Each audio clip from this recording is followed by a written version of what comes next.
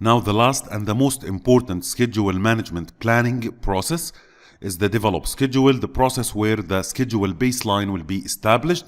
It is the process of analyzing activity sequences, durations, resource requirements, and schedule constraints in order to create a schedule model for project execution and monitoring and controlling. So as an output of this process, we will have the schedule model and the schedule baseline, the ones that we'll be using throughout the project execution to monitor the project progress. The key benefit of this process is that it generates the schedule model with planned dates for completing the key project activities, and this process is performed throughout the project. The schedule model is to plan the start and finish dates of project activities and milestones based on the best available information, the information we gathered from the previous processes, revising and maintaining the project schedule model to sustain a realistic schedule continues throughout the duration of the project. So it's not about only creating a schedule model in the planning phase of the project. We want to sustain and maintain this model throughout the project execution. The inputs, techniques, tools, and outputs of this process are shown in the figure. We will need 5 inputs: the project management plan, the project documents, the agreements or the contracts, enterprise environmental factors, and organizational process assets. The tools and techniques of this process includes the schedule network analysis, the critical path method, which is the most important technique of this process, the resource optimization, data analysis techniques like the what-if scenario analysis and simulation, leads and lags, the ones we are using earlier in the sequence activities process, schedule compression techniques like the fast tracking and crashing, the project management information system, the scheduling software, and the agile release planning. The key outputs of this process are the schedule baseline, the project schedule, and the schedule data, in addition to the project calendars. These are the 4 project documents that are unique outputs to this process: the schedule baseline, project schedule, schedule data, and project calendars. Change requests might be triggered as an outcome of this process, and updates will occur to the project management plan components and some of the project documents. Figure below depicts the data flow diagram of the develop schedule process, showing that we will need inputs from the project management plan, project documents. From the conduct procurements process, we will need the agreements, and from the enterprise or the organization. The outputs of this process are part of the project management plan and the project documents, and any change request will be processed through the perform integrated change control process. Now, we need a lot of inputs in order to analyze the activities, the sequences, and the durations. Starting with the project management plan, we will need the schedule management plan that identifies the scheduling method and tools of creating the project schedule, how we are going to develop the schedule model, how we are going to establish the schedule baseline. This was documented as part of the schedule management plan. The scope baseline includes details about the project deliverables, and we need to consider those details while we are developing the project schedule. Some details or some dates might be mandatory from the contract, and we need to think about them and consider that. The project documents we will be needing in this process includes the activity attributes, which has details of building project schedule, activity list, which contains all the schedule activities required to be presented in the schedule model, any assumptions that might influence developing the schedule model, duration estimates like the quantitative, or they are the quantitative assessment of the likely number of time periods that are required to complete an activity in the project. Duration estimates were the outputs of the estimate activity durations process, the basis of estimates supporting documentation of how the duration estimates were derived, the milestone list, which have schedules, dates for specific milestones, and we need to commit to these milestones. This is why it's an input to this process. Any lessons learned earlier in the project or in previous projects about developing the schedule model can be beneficial in this process. The project schedule network diagrams, which are outputs of the sequence activities process. It contains the logical relationships and the dependencies between the project activities. Project team assignments specify which resources are assigned to activities. Resource calendars contain information on availability of specific resources in the project. Resource requirements identifies the type and the quantity of resources required for each activity, and the risk register if there are any risks that might impact the project schedule and will impact the reserves. This should be considered as part of this process. The agreements or the contracts, which are outputs of the conduct procurement process. Vendors may have an input to the project schedule as they develop the details of how they will perform the project work to meet contractual commitments. The agreements and the contracts signed with other vendors outside the organization should be an input to this process. The dates and the commitments of the vendors should be considered in the schedule model. The enterprise environmental factors that might influence this process includes the government or industry standards and communication channels. And we have also the organizational process assets that might influence the developed schedule process, includes the scheduling methodology containing the policies governing schedule model development and maintenance, in addition to the templates of the project calendars. Now, the tools and techniques of the developed schedule process, starting with the schedule network analysis. It's a technique used to generate the project schedule model. It employs several other techniques with the following additional analysis. We want to assess the need to aggregate schedule reserves to reduce the probability of a schedule slip when multiple paths converge at a single point or when multiple paths diverge from a single point at a time. We talked about the convergence and the divergence. Convergence when there is more or there are more than predecessor activities are going to one activity, and the divergence is when an activity is having more than one successor activity. At these points, the convergence and the divergence, the risk is very high. The risk of a schedule slip is very high. So we want to assess the need to aggregate the schedule reserves in order to respond to such schedule slips.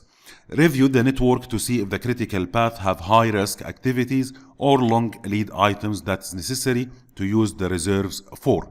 So we need to review the network diagram to see if the critical path includes any high risk activities or any long lead items that will take time and we need to use the reserves for.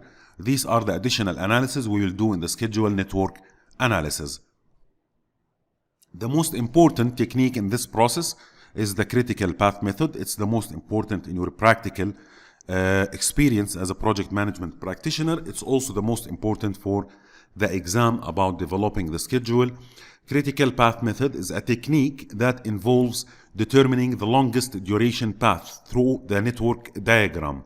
The earliest and the latest an activity can start, and the earliest and the latest an activity can be completed. So why we will be using the critical path method? First of all, we want to determine the longest duration path on the project. The longest duration path is known as the critical path. We will also determine the early start and the late start for each activity, the early finish and the late finish for each activity. These are the outcomes of implementing the critical path method. To determine the duration of the critical path, determine the early figures and the late figures for each activity. This schedule network analysis technique calculates the early start, early finish, late start and late finish dates for all activities without regard for any resource limitations by performing a forward and backward pass analysis throughout the schedule network diagram. And this is what I will be explaining now, showing you an example how to conduct a forward pass through a network diagram from the start to the end, and how to conduct a backward pass from the end to the start in order to determine the early start, early finish, late start and late finish dates for each activity in the project. The critical path is the sequence of activities that represents the longest path through a project, which determines the shortest possible project duration. So the critical path is the longest duration path in the project network diagram. At the same time, it's the shortest possible project duration you can commit for to the customer or as per the contract. The longest path has at the least total float, usually 0. The float is something like we will define the float now and the different types of floats. But if I say that a specific activity has 3 days of float, it means that this activity has a flexibility to be delayed up to 3 days without affecting the successor activity or affecting the project. Now, why the activities at the critical path are known as the critical path activities? Because they have zero float. All the activities on the critical path have zero float. Near critical path is the path closest in duration to the critical path. The closer in length the near critical path and the critical path are, the more risk the project has. So if we have more than one critical path in the project, or if we have more than one near critical path, and the near critical path is the one closest in duration to the critical path, the higher the risk in the project. Now, the float, you can think about the float as an asset for the project. It's the amount of time an activity or a project can be delayed without delaying in the successor activity or the final date of the project. So the amount of time an activity or a project can be delayed without affecting any other activity in the project or without affecting the final completion date of the project, this is known as the float. Sometimes it's known as the slack. So float or slack, two terms refer to the same concept. There are three main types of the float. The first one is the total float, the amount of time an activity can be delayed without delaying the project end date or the project milestone. So the total float, again, it's the amount of time an activity can be delayed without delaying the project end date or any project milestone in the milestone list of the project. The free float, it's the amount of time an activity can be delayed without delaying the early start date of the successor activity.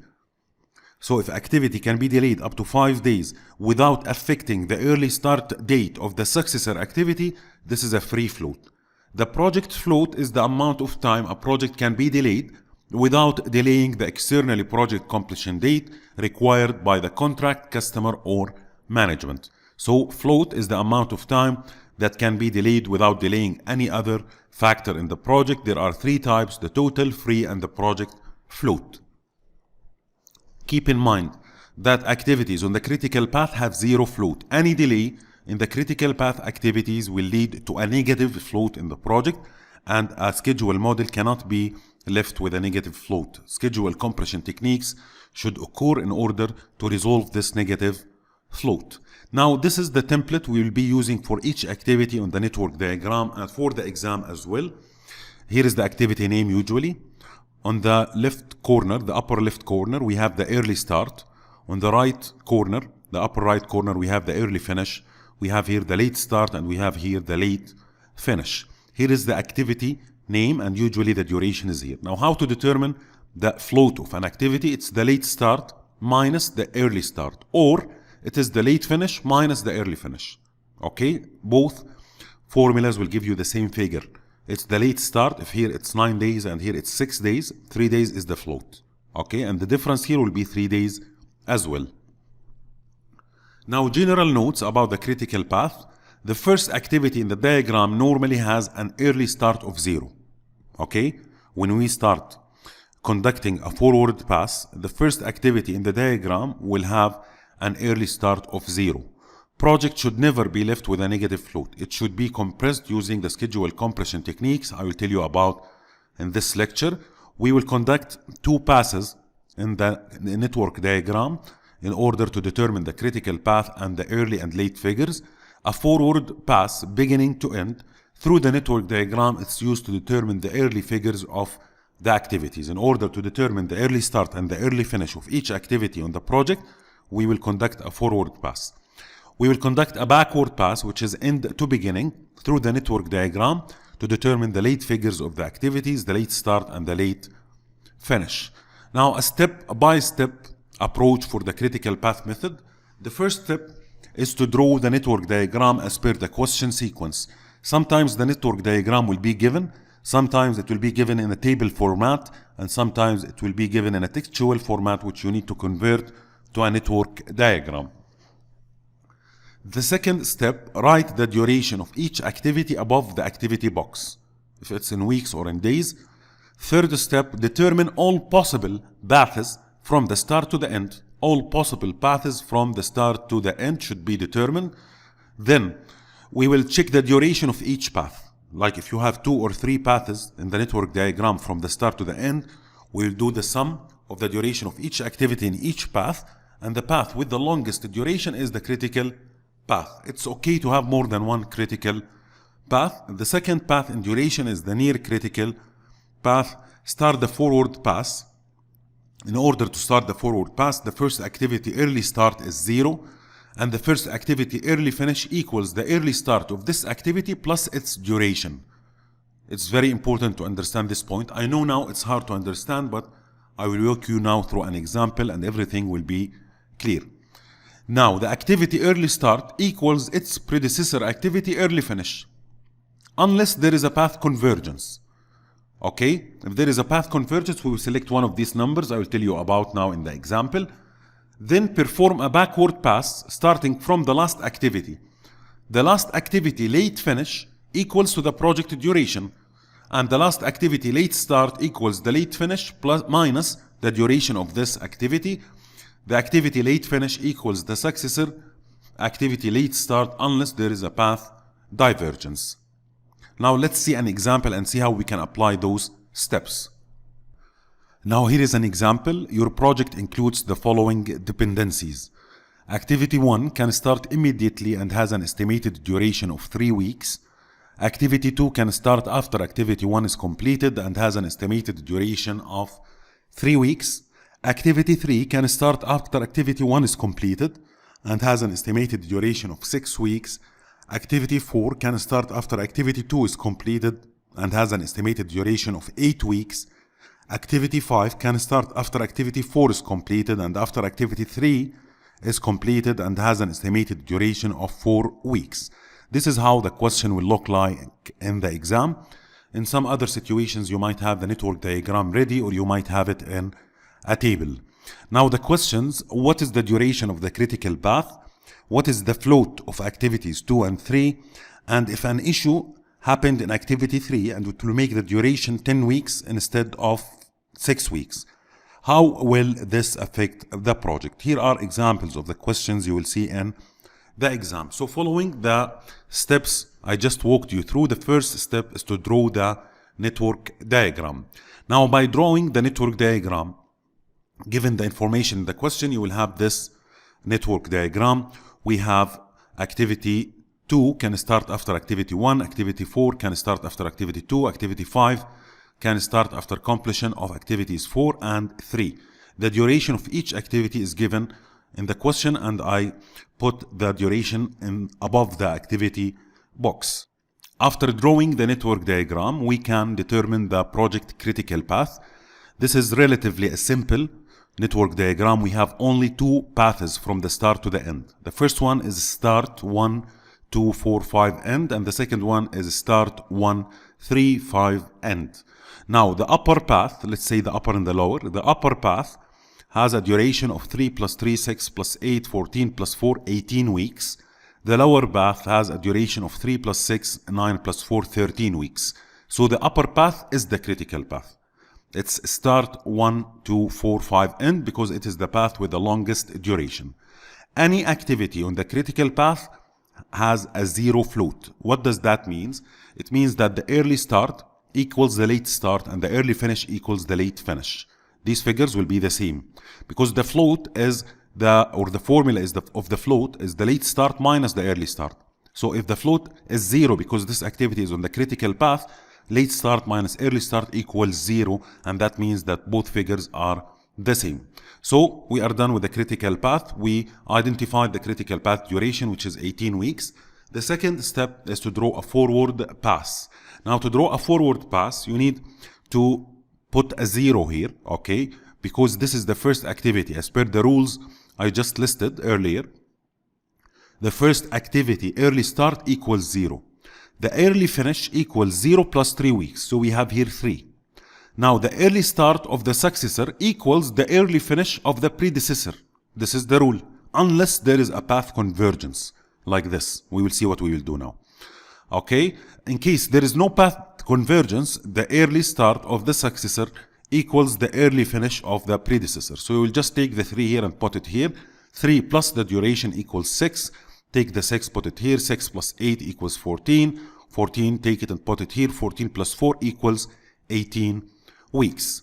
Okay, this is the forward pass. Now for this activity, the same. 3, I will take the 3 here and put it here. But for this activity, okay, we have a path convergence. Okay, we have 14 and 9. Now the rule is that the early start equals of the successor equals the early finish of the predecessor. Now if we have two activities, predecessors, which figure I will take? In case of path convergence, take the highest figure, the higher figure, because it's not logic to put 9 here. This activity will finish at day 14. How this activity will start at day 9 does not make any sense. So you will take the higher number and put it here. Now, in order to find out the late figures, we will conduct a backward pass. To conduct a backward pass, take 18 here and put it here as is, the late finish. Okay. The late start, it's 18 minus 4. Okay, it's 14. And then you will take the 14 here and put it here. Okay, the late start of the successor equals the late finish of the predecessor. So you'll take the 14, put it here. 14 minus 6 equals 8, etc. This is how we are going to conduct the forward pass and the backward pass. I will cover this topic in more detail in the focus on math section with additional examples. But for now, I just want you to understand how we can use the forward and the backward pass in order to determine the early and the late figures. Now, the same numbers here, the early figures, will be the same as the late figures. Why? Because activities in the upper path all has a zero float. Zero float. Any activity in the critical path has a zero float. Now, for activity 3, how to determine the float? It's 8 minus 3 or 14 minus 9. And in both situations, it's 5. So the float of this activity is 5. What's the duration of the critical path? It's 18 weeks. What's the float of activity 3? It's 14 minus 9 or 8 minus 3. It's 5 weeks. What's the float of activity 2? It's 0. Any activity in the critical path has a 0 float. An issue in activity 3 will make the duration 10 weeks. How this will affect the project? Actually, it will not affect the project because activity 3 has a float of 5 weeks. If the duration of activity 3 increased by 4 weeks, we still have 1 week extra. So there will be no impact on the project. So for now, this is all for the critical path method. As a conclusion, you need to determine the critical path carefully, determine all the possible paths in the network diagram from the start to the end, write the duration of each activity above the activity box, start the forward pass to determine the early start and the early finish of each activity, give attention to the convergence. Convergence, it means an activity has multiple predecessors. If two activities are leading to one activity, the early start of the successor is the higher of early finishes of the predecessor. Fill all late figures of critical path as float is 0. It's the same of early figures. Start the backward pass to determine the remaining late figures. Give attention to divergence. Consider all paths that flow backward into an activity. The late finish of predecessor is the lower late start of both successors. This is the divergence. When there is a predecessor and multiple successors, you need to take the lower late finish. Any question asking about the float of an activity in the critical path will have a 0 float directly. Another technique that can be used in this process is the resource optimization techniques. Now, resource optimization is used to adjust the start and finish dates of activities to adjust planned resource use to be equal to or less than resource availability. In some situations, we will have a project schedule, but we don't have enough resources to commit to this duration. So we need to conduct resource optimization techniques. Examples of resource optimization techniques that can be used to adjust the schedule model due to the demand and supply of resources includes, we can use the resource leveling, which is a technique in which start and finish dates are adjusted based on resource constraints with the goal of balancing the demand for resources with the available supply. So in this technique, using the resource leveling technique, we will adjust the start and finish dates of the activity in order to fit into the supply of the resources available in the organization. So resource leveling will affect the start and finish dates of The activity resource leveling can be used when shared or critically required resources are available only at certain times or in a limited quantities, or they are over-allocated, such as when a resource has been assigned to 2 or more activities during the same time period, or there is a need to keep resource usage at a constant level. All these are situations where you will need to use the resource leveling to adjust the start and end dates of an activity to fit with the current supply or the current available resources in the organization. Resource leveling can often cause the original critical path to change because it adjusts the start and end dates of the activity. Available float is used for leveling resources. Consequently, the critical path through the project schedule may change. Now here is an activity or a group of activities before resource leveling, and here are the activities after resource leveling. Here activities A and B should be done at day 1, but due to the resource availability you cannot do so, so you will have this adjustment. You will have activity A, then activity B, and then activity C.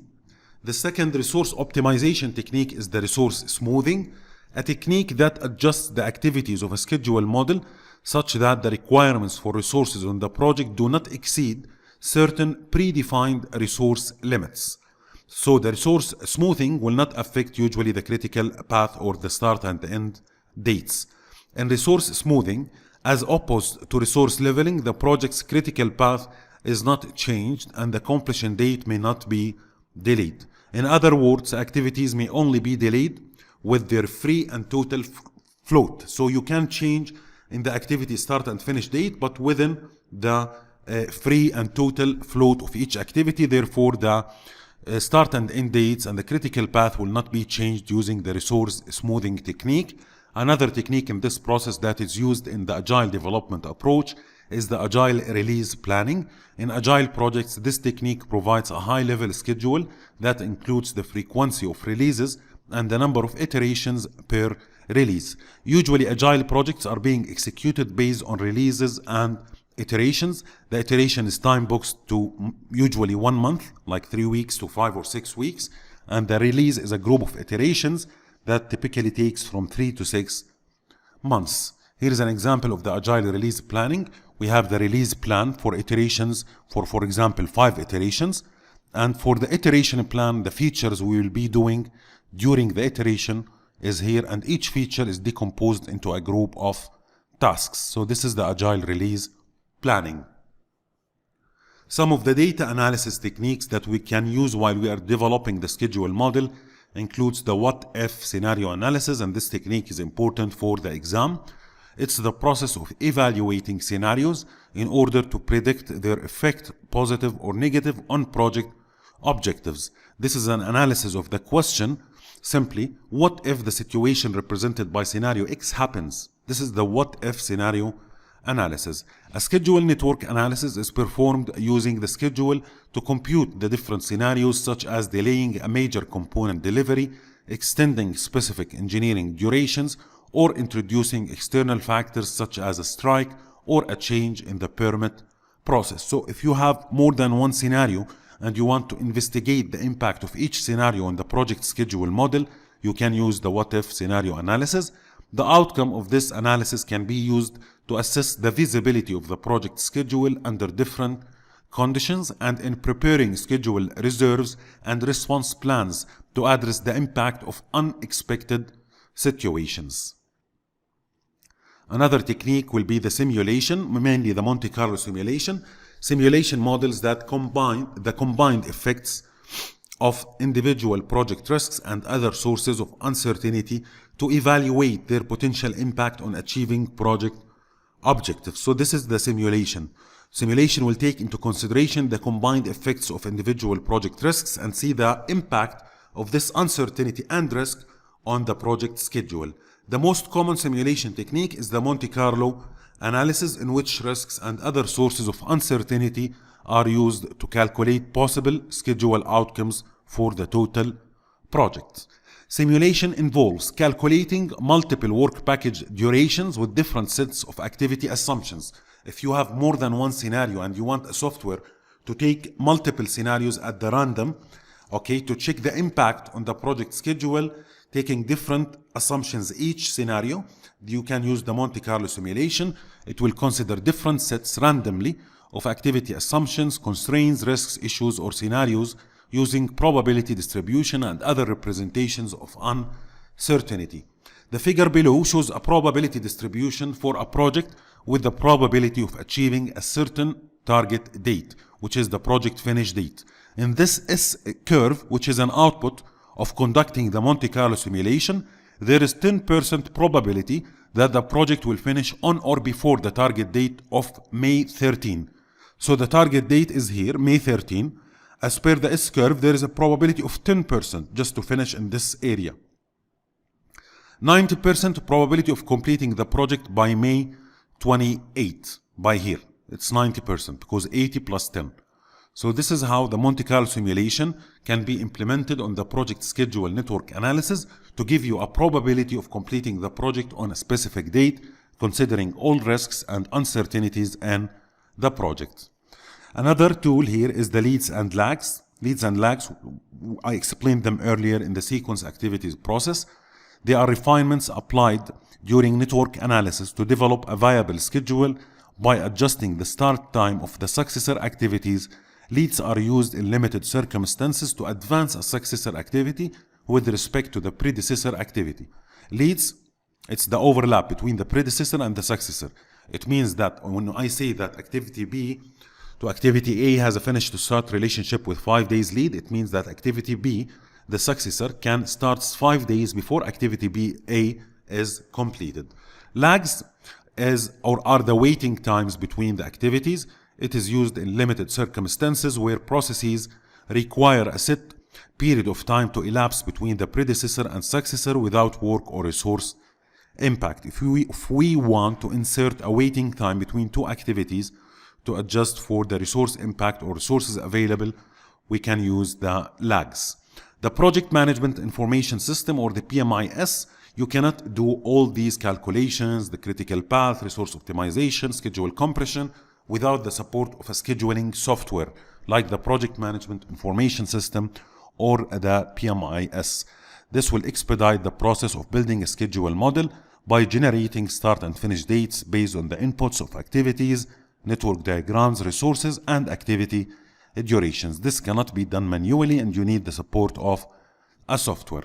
Schedule compression techniques are very important. In some situations, you will develop a schedule model that is not aligned with the expectations of the customer or the senior management, and you want to shorten or accelerate the schedule duration without cutting the project scope and meeting the schedule constraints, imposed dates, or other schedule objectives. Now, a helpful technique is the negative float analysis. The critical path is the one with the least float. Due to violating a constraint or imposed date, the total float can become negative.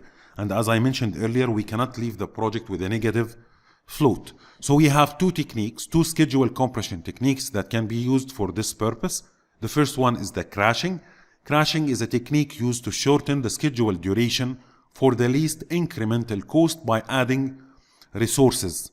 So if you want to crash a schedule, you want to shorten the duration of the project activities, add resources.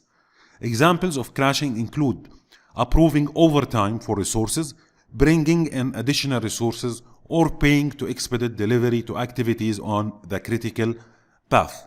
Crashing works only for activities on the critical path where additional resources will shorten the activities duration. Crashing does not always produce a viable alternative and may result in increased risk or cost. So crashing is like a trade-off. You are trading off the budget and the resources with the time. You want to shorten the activities duration, so you will add resources, and this will increase the project cost. Fast tracking, it's a schedule compression technique in which activities or phases normally done in sequence are performed in parallel for at least a portion of their duration. An example is constructing the foundation for a building before completing all of the architectural drawings. We can start constructing the foundation of the building while the architectural drawing of story number 20 is not done yet. So fast tracking is about conducting activities in parallel as much as possible. Fast tracking may result in a rework and increased risk because you are doing things in parallel.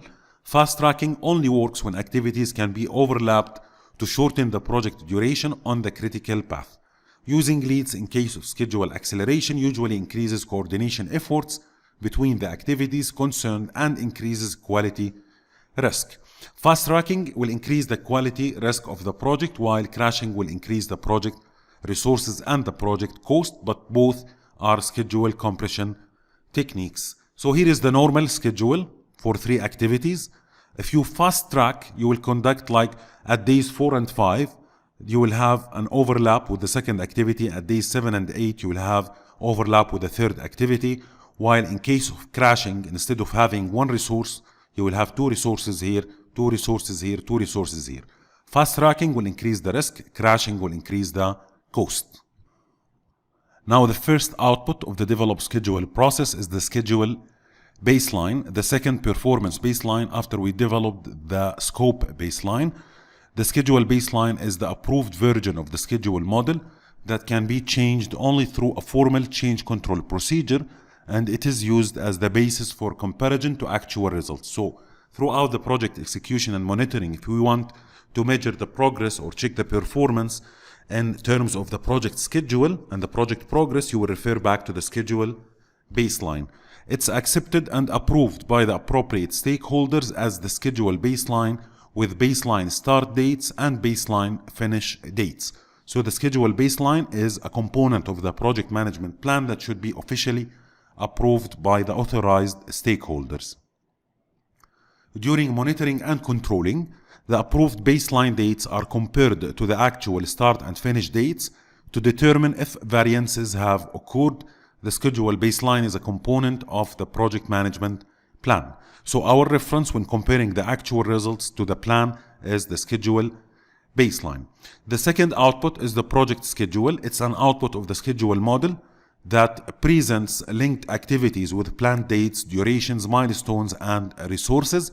At the minimum, it shall include the planned start and finish dates of each activity on the project. So the schedule model, here is a screenshot of a schedule model. At the minimum, it should show the planned start and finish dates of each activity in the project. Now, the project schedule can be shown in any of the following forms. It can be shown as a network diagram. These diagrams are commonly presented in the activity on node diagram format, showing activities and relationships without a time scale, sometimes referred to as a pure logic diagram or presented in a time-scaled schedule network diagram format that is known as the logic bar chart. It's one of the most popular schedule models or project schedules presentations. These diagrams with activity date information usually show both the project network logic and the project's critical path schedule activities. Here is an example of how the project network diagram will look like. Another presentation of the project schedule network diagram is a time-scaled logic diagram. These diagrams include a time scale and bars that represent the duration of activities with the logical relationships. They are optimized to show the relationships between activities where any number of activities may appear on the same line of the diagram in sequence. So the network diagram, as shown here, sometimes it's known as a bar chart. It's one of the popular schedule models and schedule presentations that can be used across the project team members. If you want to present the project schedule in a higher level, you can use the milestone charts like the ones used in this figure. It identifies the schedule, the start or completion of major deliverables and key external interfaces. It's very useful for senior management reporting. So usually when senior managers request a presentation about the project schedule status, you will present for them a milestone chart. Another presentation is the bar charts, also known as the Gantt chart.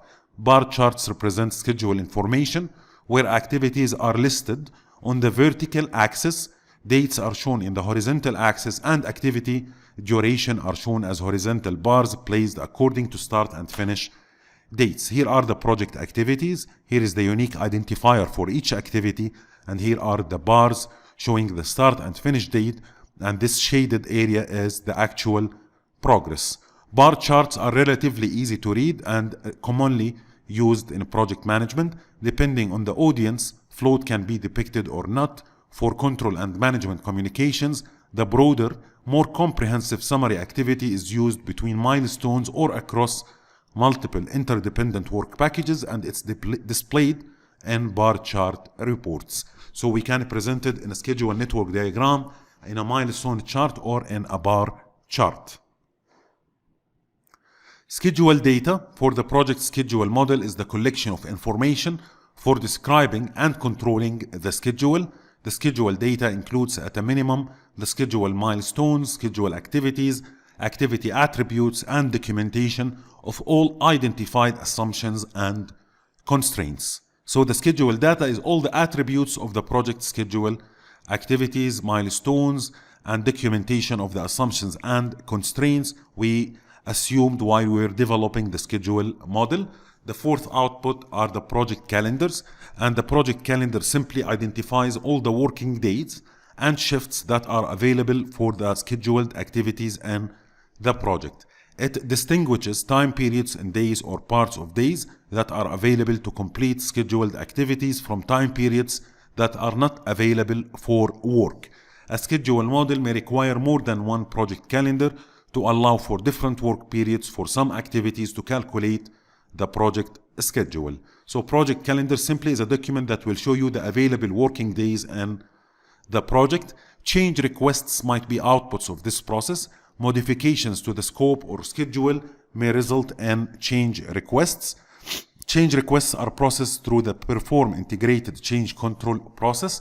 Preventive actions may include recommended changes to eliminate or reduce the probability of negative schedule variances.